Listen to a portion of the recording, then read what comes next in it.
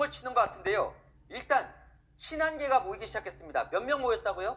네, 22명입니다. 한동훈 대표가 번개를 소집한 지 2시간 반 만에 모인 숫자인데요.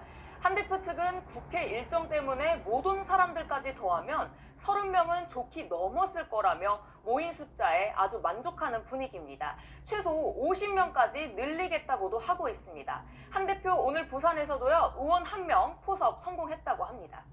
보석 성공했다는 건 다음 모임에 뭐 나오겠다 이런 거예요? 네, 다음 모임에 나오겠다는 의사를 밝혔다고도 하고요. 여당 내에서는 친한계 세력화의 공식화 자리로 보는 해석이 많습니다. 지난 6일에도 1차 회동을 했지만 첩보 작전 하듯 비밀리에 모였고요. 한 대표가 찍힌 사진도 없었죠. 그런데 어제는 보란 듯 공개적으로 모였습니다.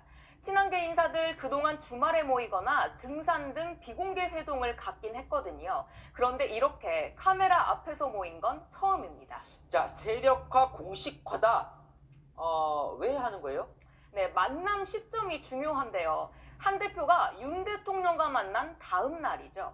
김건희 여사 관련해 3대 요구를 거절당한 한 대표가 이제는 내 갈 길 가겠다는 공개 선언이라는 해석입니다.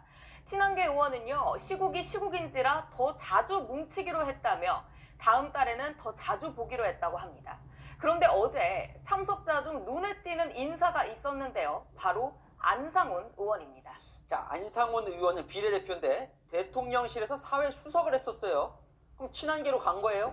네, 취재 결과 한 대표가 직접 안 의원에게 전화를 걸어 참석해달라고 요청했다고 합니다. 안 의원은 인수위부터 시작해 1년 7개월간 대통령 사회수석으로 일했죠. 대통령실 출신 참모의 참석을 두고 친한계, 친윤계 모두 술렁이는 분위기였습니다. 친한계로 갈아탄 거 아니냐 이런 거죠. 자, 그러다 보니까 친윤계도 좀 움직임이 있어 보여요? 맞습니다. 친윤계 의원들도 더 이상은 못 참겠다며 세력화에 나서는 모습입니다. 한 대표를 향해 야당 대표냐 이런 불만 아주 가득합니다. 친윤 중진 의원들은요, 한 대표와의 중진 모임 정례화를 요청한 상태고요. 친윤 의원들 중심으로 국정감사 이후 재선 모임을 만들겠다는 움직임도 포착되고 있습니다. 세력화 경쟁이 본격화되는 분위기인데, 자, 여당 의원이 108명이죠? 네, 지금 현재 세력 분포는 어떻게 되어 있습니까? 네, 제가 친윤계, 친한계 인사들의 이야기를 종합해서 계파 지형도를 만들어 봤는데요. 같이 보시겠습니다. 친윤의 범친윤까지 더하면 108명 중 61명, 과반이 훌쩍 넘습니다. 친한, 범친한계까지 합한 25명보다 훨씬 많죠. 선수 높은 중진도 많다는 점, 친윤과 대통령실이 믿는 지점입니다. 원외인 한 대표가 정작 할 수 있는 게 없다는 거죠. 하지만 친한계에서는요, 중립지대에 있는 22명을 주목하고 있습니다.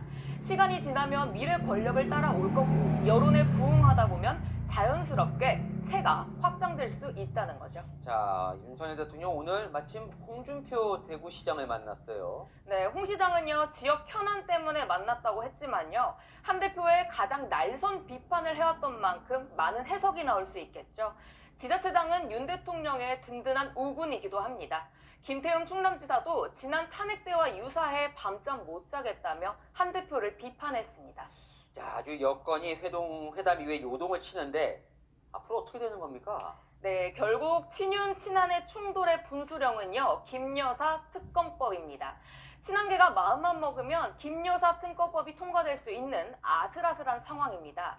대선 직후엔 친윤하면 국민의힘 그 자체였지만 한 대표가 본격 세력화에 나서면서 이 공식은 이젠 깨졌죠.